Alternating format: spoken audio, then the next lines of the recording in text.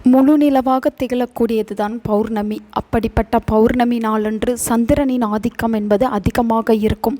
அப்படிப்பட்ட நாளில் நாம் செய்யக்கூடிய வழிபாடும் பரிகாரமும் நமக்கு பல மடங்கு பலன்களை தரும் என்று கூறப்படுகிறது.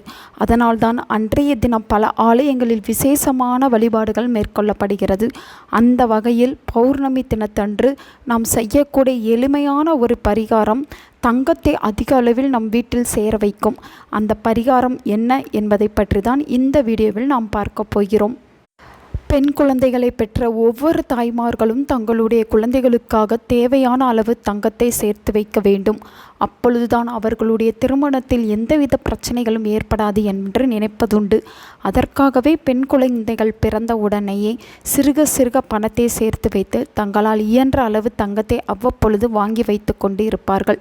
பெண் குழந்தைகள் இல்லாத வீட்டில் இருக்கக்கூடிய பெண்கள் கூட இந்த பழக்கத்தை கையாளுவார்கள். இதற்கு முக்கிய காரணம் தங்கத்தை நாம் நினைக்கும் பொழுது பணமாக மாற்றிக்கொள்ள முடியும், தேவைப்படும் பொழுது அடமானத்தில் வைத்து கொள்ளலாம் என்பதற்காகவே அதை ஒரு சேமிப்பு நோக்கில் செய்பவர்களும் இருக்கிறார்கள். எப்படி நினைத்தாலும் தங்கத்தை வாங்க வேண்டும் என்ற எண்ணம் மட்டும் அவர்களுடைய மனதில் அதிகமாகவே இருக்கும். இப்படி கஷ்டப்பட்டு தங்கத்தை வாங்கி ஏதோ ஒரு சூழ்நிலையில் வீட்டில் இருக்கக்கூடிய கஷ்டத்தின் காரணமாக அடமானத்தில் வைத்து அந்த அடமான நகையை திருப்ப வேண்டும் என்பதற்காக முயற்சி செய்பவர்கள் இருக்கிறார்கள். என்னதான் முயற்சி செய்தும் தங்களால் அந்த அடகு நகையை திருப்ப முடியவில்லை என்று வருத்தப்படுபவர்களும் புதிதாக தங்கம் வாங்க வேண்டும் என்று ஆசைப்படுபவர்களும் இந்த எளிமையான பௌர்ணமி பரிகாரத்தை செய்யலாம். இந்த பரிகாரத்தை பௌர்ணமி தினத்தன்று இரவுதான் செய்ய வேண்டும். ஒரு கண்ணாடி கிண்ணத்தை எடுத்துக்கொள்ள வேண்டும். அதில் சுத்தமான தண்ணீரை ஊற்றி அதில் நம் வீட்டில் இருக்கக்கூடிய தங்க காசுகளை போட்டுவிட வேண்டும். பிறகு அந்த கிண்ணத்தை நிலவின் வெளிச்சம் படும்படி வைக்க வேண்டும். தங்கம் என்பது குருவின் அம்சமாக கருதப்படுகிறது. அன்று பௌர்ணமி நிலவின் வெளிச்சம் அதில் படுவதன் மூலம் சந்திரகுரு யோகம் என்பது ஏற்படும். இப்படி சந்திரகுரு யோகம் ஏற்பட்டால் அவர்கள் வீட்டில் தங்க நகை சேர்வதற்குரிய வாய்ப்புகளும் உண்டாகும்.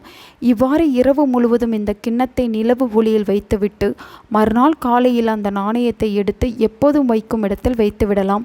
உங்களிடம் தங்க நாணயம் இல்லை என்றால் உங்களிடம் இருக்கும் சிறு அளவு தங்கத்தையாவது நீங்கள் அந்த கண்ணாடி டம்ளரில் போட்டுவிட வேண்டும். தங்க நாணயத்தைப் போலவே இரவு முழுவதும் அதை அப்படியே நிலவின் ஒளியில் விட்டுவிட வேண்டும்.